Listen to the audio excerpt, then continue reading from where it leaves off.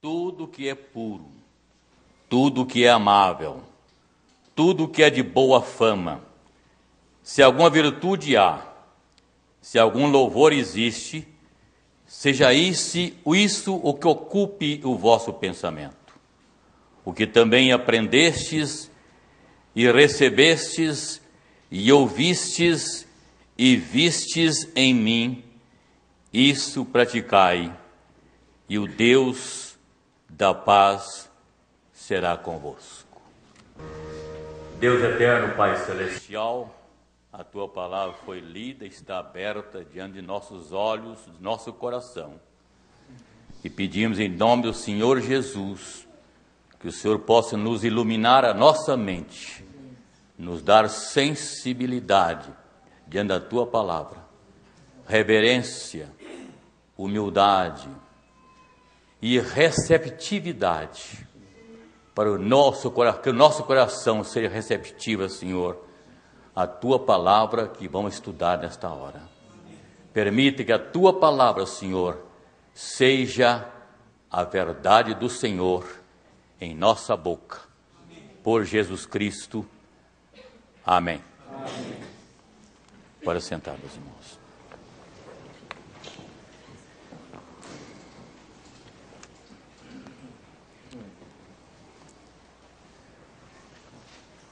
Paulo começa o texto dizendo, finalmente. Diga uma coisa ligada a isso aqui, não? Alegrai-vos sempre no Senhor, outra vez digo alegrai-vos.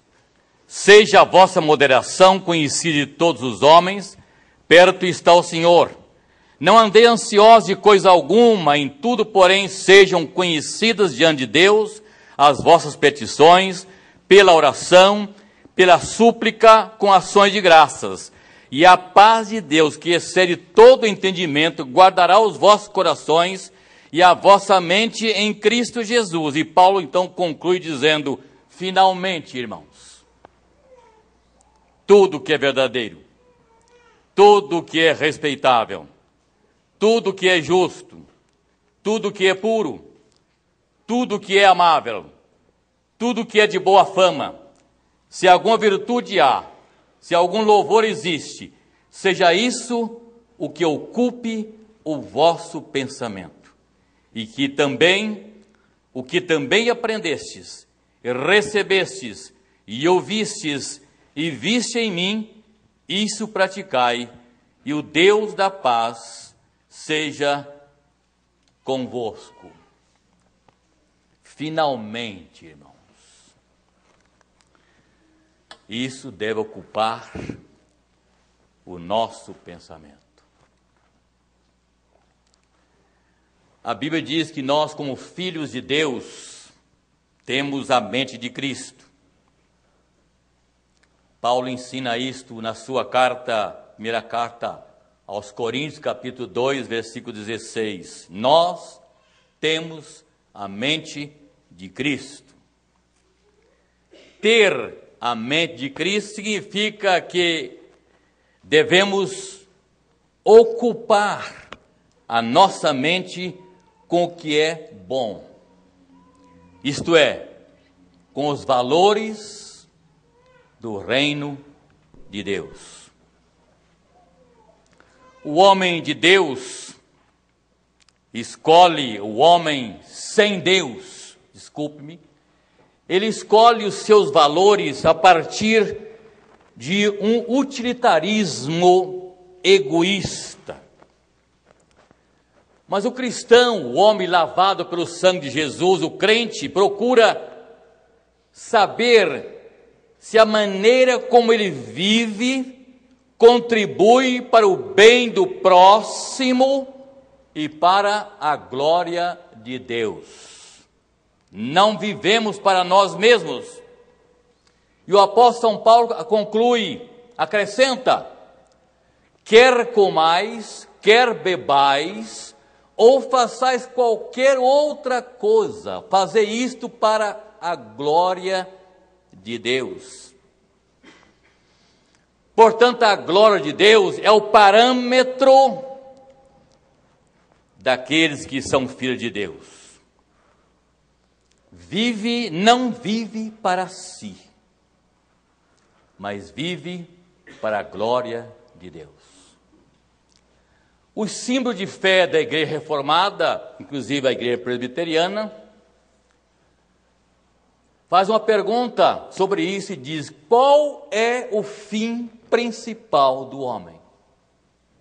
E a resposta é: o fim principal do homem é glorificar a Deus e gozá-lo para sempre. Paulo, o apóstolo, ensinou isto, mas não só ensinou isto, ele viveu. Em primeiro lugar, antes de ele ensinar, ele viveu e deu o seu exemplo.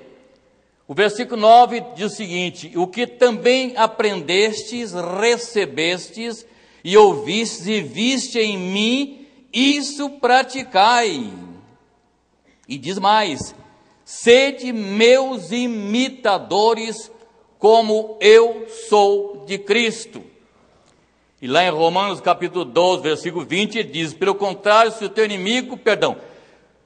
inimigo tiver fome, dá de comer, se tiver sede, dá de beber. Fazendo isto, amontoarás brasas disso à sua cabeça. Não te deixe vencer do mal, mas vence o mal com o bem. No capítulo 3 de Filipenses, versículo 17, ele diz o seguinte: irmãos, sede imitadores meus, e observai que os que andam segundo o modelo que tendes em mim.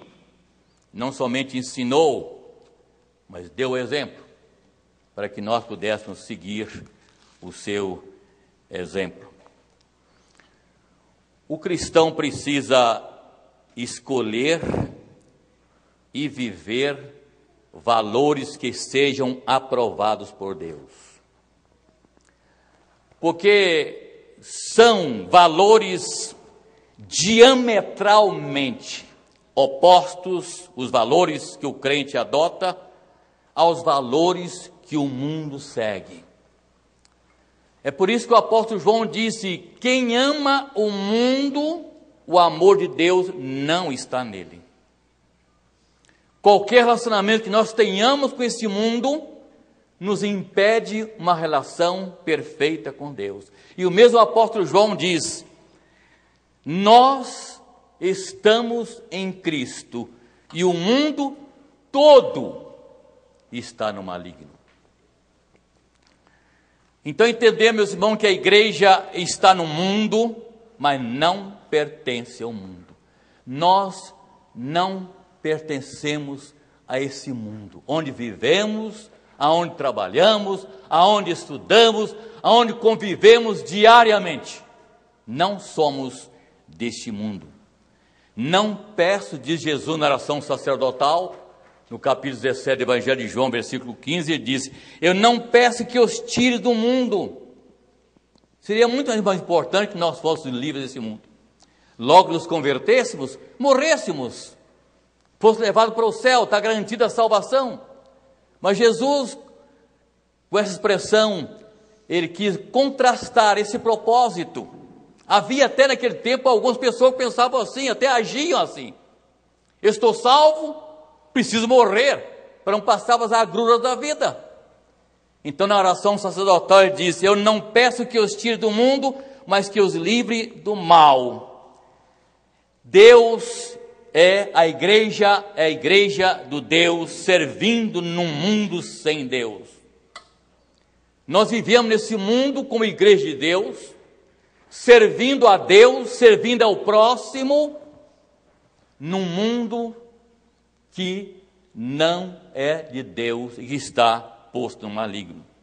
E nós servimos com integridade, devemos servir a Deus com integridade na vida e na pregação. A gente veio como o mundo vive hoje. Agora há pouco, na oração da missionária Esther, dizia sobre isso, os perigos que o mundo hoje temos no mundo. É verdade. Basta ler um jornal ou ouvir um noticiário para compreendermos que o mundo está completamente divorciado de Deus. O mundo está corrompido moral e socialmente. A violência que nós vemos hoje está presente dentro das casas, a violência está dentro das escolas, no trabalho, nas ruas, em todos os lugares. Nas famílias, as drogas trouxeram para o nosso mundo a maior onda de violência já vista em todos os tempos. E nós vemos exatamente acontecendo isto, das drogas, invasão das drogas, no mundo de hoje. Filhos matando pai, pai matando filhos, até os bandidos presos nas chamadas cadeias de segurança máxima, lá de dentro das suas celas, eles dão ordem para que pessoas aqui fora sejam mortas e sejam sequestradas.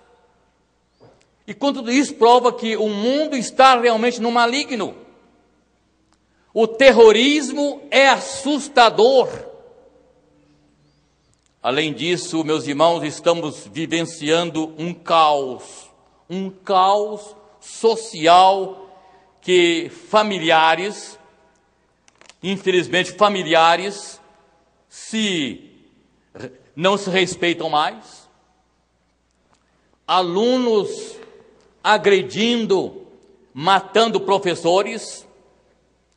Alguns de nossos políticos, ao invés de dar o exemplo, eles praticam a desonestidade, a corrupção, e ficam impunes diante dos seus crimes, roubam milhões, e juízes da alta corte federal os defendem, os soltam, dá-lhes liberdade, ou comprados para isto, ou então coniventes. E nós presenciamos isto com brasileiros e vemos coisas terríveis. Deus disse lá no início a Noé que daria fim a todos os seres humanos por causa de tanta violência e corrupção na terra. Gênesis 7:23. E, meu amado irmão, a única coisa que fará diferença neste mundo turbulento em que nós vivemos, a única coisa que fará diferença nesse mundo corrupto é a integridade dos filhos de Deus. Nós temos responsabilidades, nós temos compromisso com o nosso Deus, nos mantemos íntegros como filhos de Deus, mostrando por meio da pregação da palavra de Deus e dos valores do reino de Deus, que somos um povo diferente. E em nossas mãos está a responsabilidade e a capacidade de fazer diferença nesse mundo. A igreja é como uma ilha de santidade, justiça e amor, num mar de impiedade, de injustiça e de ódio. O mundo nos odeia, porque odiaram primeiro o Senhor Jesus. A escala de valores da igreja difere daquela que é adotada pelo mundo. E esses dois versículos que nós lemos de Filipenses 4, 8 e 9, nós descobrimos aqui alguns valores do reino de Deus, que Paulo, falando à igreja de Filipenses, ele exorta para que a igreja coloque esses valores na sua vida diária. Então diz o texto, nós já lemos, apenas recordando, Paulo diz aos crentes: finalmente, irmãos, tudo o que é verdadeiro, tudo o que é respeitável, tudo o que é justo, tudo o que é puro, tudo que é amável, tudo que é de boa fama, se alguma virtude há, se algum louvor existe, seja isto o que ocupe as vossas mentes, e acrescentaríamos que ocupe os vossos corações. A igreja é como a ilha, repito, de santidade e justiça e amor num mar de impiedade e injustiça. E nós temos como cristãos de marcar a nossa presença nesse mundo. E o texto apresenta algum desses requisitos, algum desses valores. Primeiro, o texto diz: finalmente, irmão, tudo o que é verdadeiro, nisso pensai. Tudo o que é verdadeiro, nisso pensai. A verdade é um dos valores profundos de toda a nossa vida cristã, é um valor absoluto dos nossos princípios cristãos. Paulo, em Efésios capítulo 4, 25, ele diz: pelo que, deixando a mentira, fale cada um a verdade. Entre as coisas, meus amados irmãos, as coisas reprováveis para um crente fazer, está a mentira. O novo homem criado segundo a imagem de Deus, em verdade, afasta-se da mentira. Jesus disse aos judeus que o ouviam e disse: o diabo é o pai da mentira. Mentir a um irmão é como que dividir o corpo de Cristo, porque nós somos membros uns dos outros. Os filhos do reino, os quais formam a igreja de Cristo, suas vidas são limpas e puras, praticando a verdade sempre. E o cristão assume todas as responsabilidades decorrentes dessa sua sinceridade. Daí a igreja sofredora, irmãos nossos que estão presos, passando toda sorte de sofrimentos por causa da fé em Cristo Jesus, porque defenderam um princípio, um padrão de vida e não renunciam a isto, e estão sofrendo por causa disso, estão presos, sofrendo da açoite, toda sorte de sofrimentos. O que aconteceu com as igrejas da Ásia Menor, quando João escreveu as cartas às 7 igrejas da Ásia Menor, que estão no Apocalipse, o objetivo era exatamente consolar a igreja aflita. E resumiu toda a palavra do apóstolo a essa igreja, diz: ser fiel até a morte, dar-te-ei a coroa da vida. Isto é, seja fiel nas tribulações, mesmo que você morra, permaneça fiel e receberá a coroa da vida. Lá no Salmo 15, que trata a respeito do cidadão dos céus, diz que o cidadão do céu jura com dano seu próprio, mas não se retrata. Jura com dano próprio, mas não mente.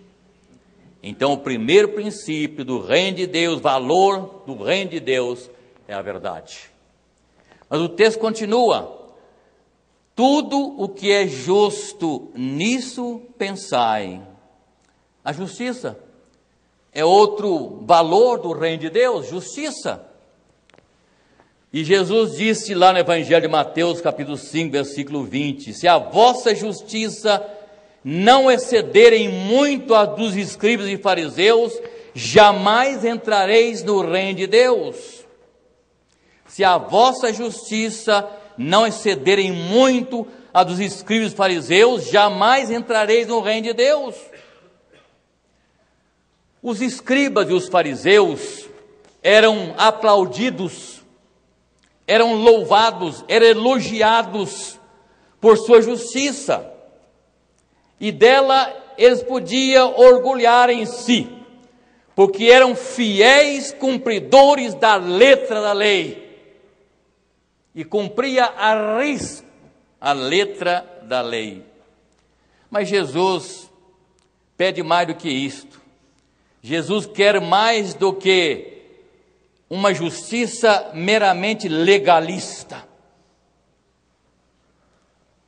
igualar-se aos escribas e fariseus, não seria tão difícil. Mas muito mais difícil é viver de maneira irrepreensível. Justiça aponta para toda maneira de agir do crente, tanto em relação a Deus, como em relação ao próximo, e quando na área da relação ao próximo, chega ao ponto de Jesus exigir que essa relação seja também boa com os inimigos, conforme o ensino de Jesus: tratai bem os que vos maldizem. Justiça faz parte dos projetos, dos valores do reino de Deus, que nós devemos ter sempre em nossa mente, em nosso coração. Outra coisa, o Deus da paz será convosco. O Deus da paz, a paz, nisso pensai. Lá em Romanos 12, versículo 19, 18, Paulo diz: se possível, quando depender de vós, tende paz com todos os homens. O mundo vive em guerra, constantemente. A igreja busca e prega a paz.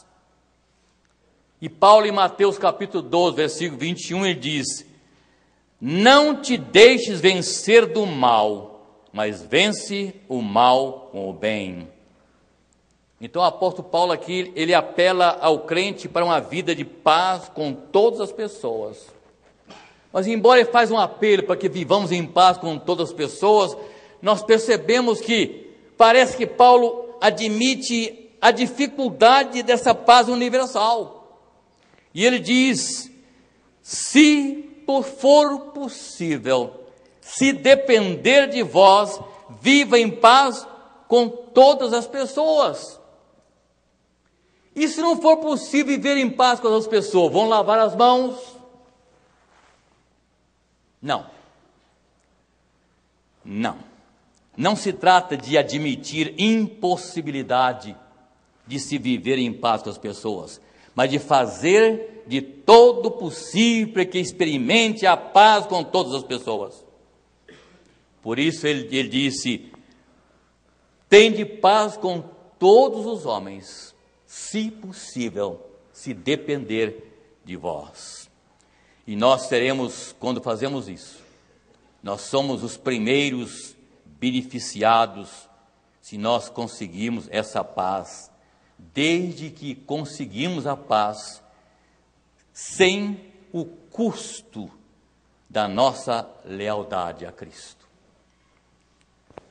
A igreja deve ser um exemplo de paz, porque Deus é Deus de paz. O Senhor Jesus nos trouxe a paz. Com a sua vinda ao mundo, Ele trouxe a paz, num mundo de guerra.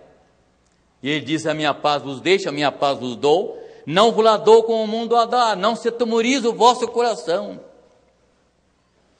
Então qualquer tipo de vingança deve ser banida da experiência e das preocupações de um cristão. Nós devemos sempre entregar qualquer tipo de vingança para Deus. Deus diz: a mim me pertence a vingança e eu distribuirei, diz o Senhor. Romanos 12, 19. Isso significa que Deus dará o castigo que o nosso adversário merece. Nós não somos juízes e nem temos os instrumentos do carrasco para fazermos justiça. Paulo diz ainda, ele sugere a misericórdia até para o inimigo. Agindo com misericórdia, nós estaremos repetindo exatamente o procedimento de Deus, que Deus teve para conosco. E aqui está um outro valor do reino de Deus: misericórdia. Jesus diz no Evangelho de Lucas, capítulo 6, 35 e 36, amai, porém, os vossos inimigos, e grande será a vossa recompensa. Sede misericordioso, como também vosso Pai é misericordioso. Ser misericordioso é ser benigno. Ser misericordioso é ser bondoso com a miséria alheia. A verdade é que o mundo aplaude os durões, o mundo aplaude os inflexíveis, o mundo aplaude aos autoritários, porque imagina que ser misericordioso é ser um fraco, e zombam dos que praticam a misericórdia. Mas Deus é o nosso exemplo de misericórdia. Lá no livro de Lamentações, capítulo 3, versículo 22 e 23, diz que as misericórdias do Senhor são a causa de não sermos consumidos, porque ela não tem fim e ela se renova cada manhã. Deus é justo. O crente não espera recompensa e gratidão dos homens, mas o crente olha para Deus que o premiará. E um homem misericordioso esquece das injúrias que recebeu e perdoa sem que lhe peçam perdão. É o que Deus nos ensina em sua palavra, é o que Deus faz conosco. Então Paulo diz, finalmente, irmãos, tudo que é verdadeiro, tudo que é respeitável, tudo que é justo, tudo que é puro, tudo que é amável, tudo que é de boa fama, se alguma virtude há, se algum louvor existe, seja isto o que ocupe o vosso pensamento. O que também aprendeste e recebestes, e ouvistes e viste em mim, isso praticai, e o Deus da paz será convosco. Que Deus nos dê sua bênção e condição de cumprirmos esses propósitos de Deus em nossas vidas, no mundo em que vivemos, onde temos que agir com integridade para fazer diferença em meio a tanta corrupção e tanta maldade. Que Deus nos ajude.